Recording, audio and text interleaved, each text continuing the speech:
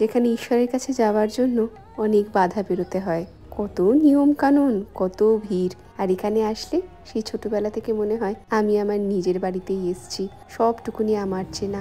এখানে সেই ভিড়ের মত্ততা নেই, পুজো দেওয়ার জন্য সেই পুলিশি ঝক্কিটুকুনিও নেই।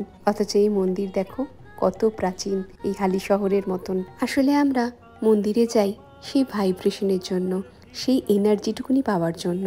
তোমার পজিটিভ চাওয়াই, এই পজিটিভ ভাইব্রেশন দুটো এক হয়ে গিয়ে কখন তোমার মনের ইচ্ছেটুকুনি পূরণ করে দেবে তুমি বুঝতেও পারবে না।